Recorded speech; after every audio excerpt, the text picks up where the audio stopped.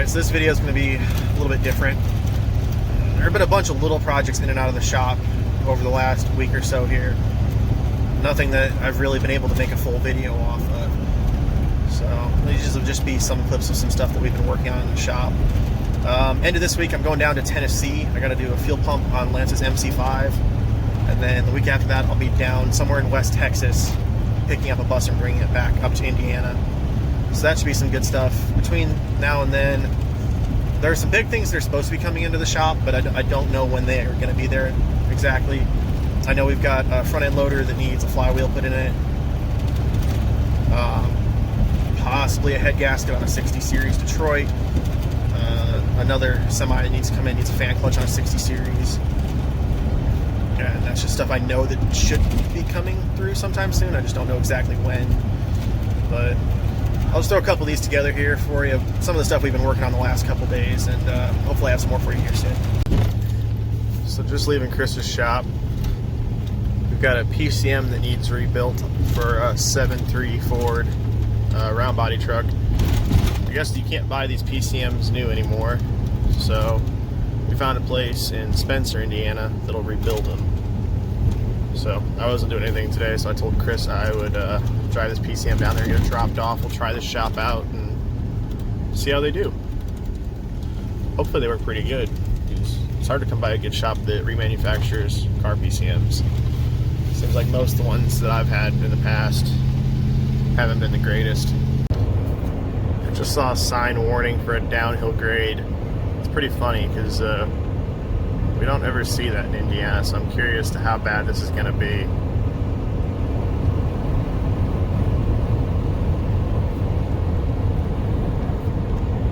And this isn't much of a grade at all. I think the curb is probably the worst part about it. But we're almost to Spencer, so I think we're like 10 or 15 minutes away from the shop where I'm dropping this PCM off at. Alright, we're almost to this place. It is out here. Really wouldn't have guessed just by looking at the road and what we've been out here that there was going to be something back here. But there was a little sign at the turnoff. Said that they do automotive computer work and GM tuning. So, I'm curious why it's only GM tuning. But it should be like a mile out.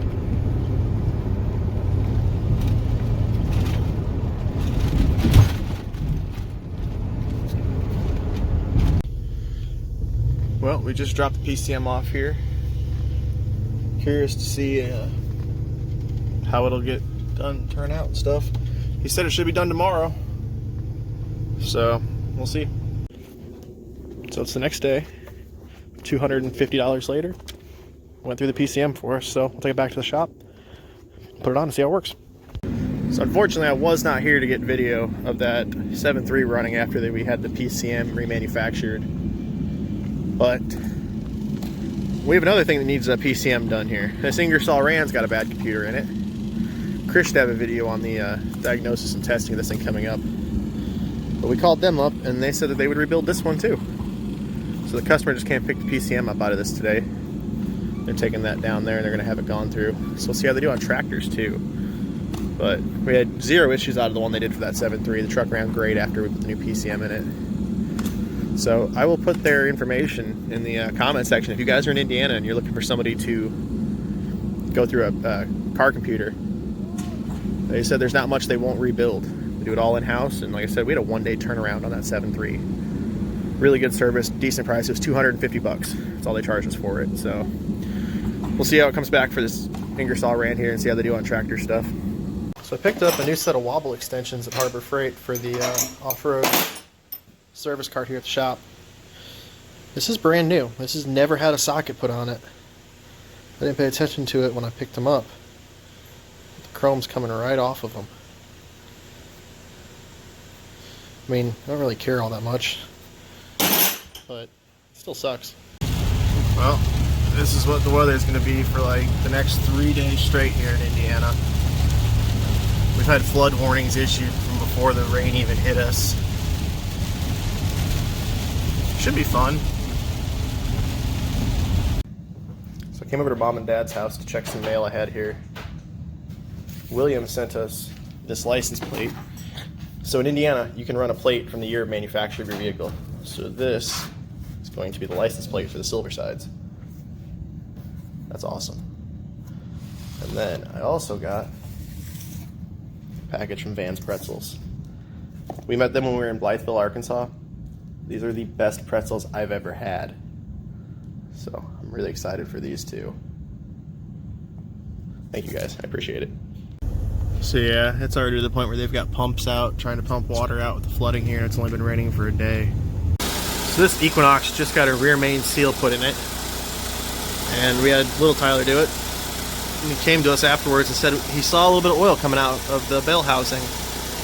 But he didn't pull the converter and clean the bell housing out of the trans. So we just gave this thing a cleaning with a pressure washer up here on the lift. Got brake cleanup in the bell housing there, got it cleaned out the best we can. We're gonna let it sit and run for a while. But our hopes are that was just residual from when it came in, because when it came in, it left a trail straight down the floor of the shop. That rear main seal was completely blown out of this motor.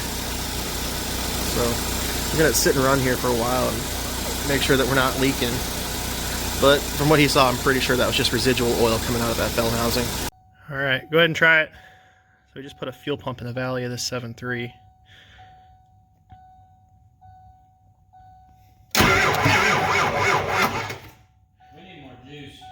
Yeah, I think we're gonna need a jump pack. All right, we got a jump pack on it now. Try it again, see if it goes.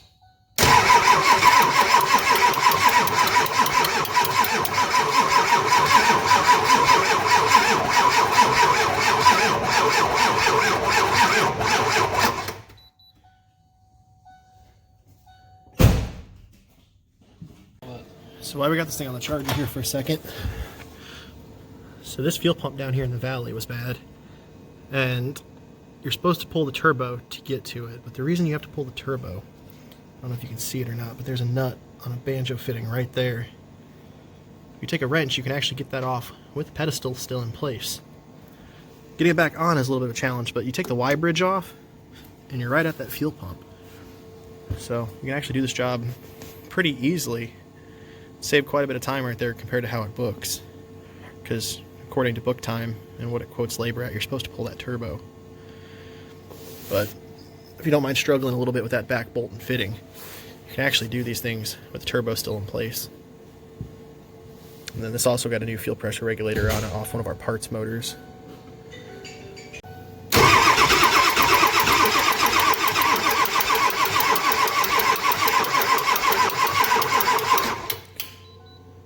Well, we're starting to build fuel pressure, but we have a fuel leak. It's bubbling out of the cap. Really? Yeah.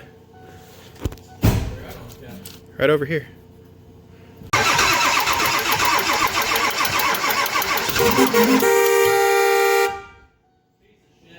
Yeah, this truck's got a broken steering column, so it just sits off.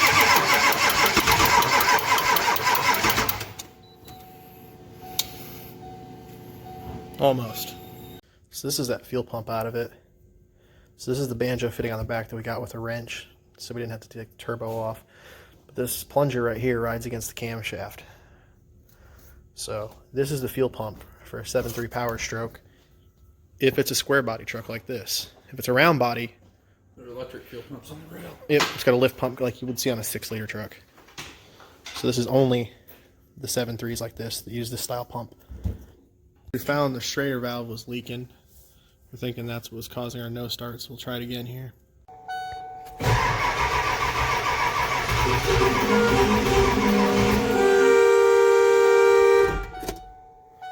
Ready?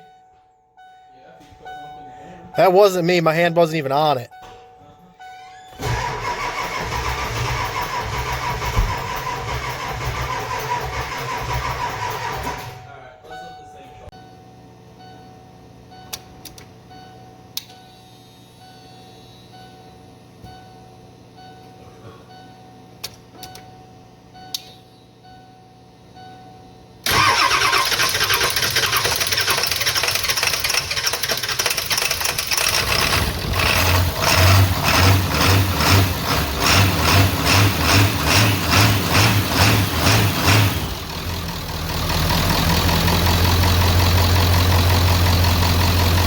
About time.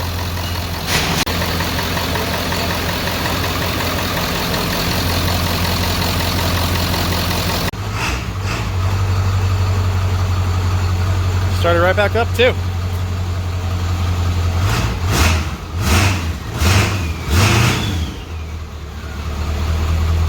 That doesn't run too bad at all.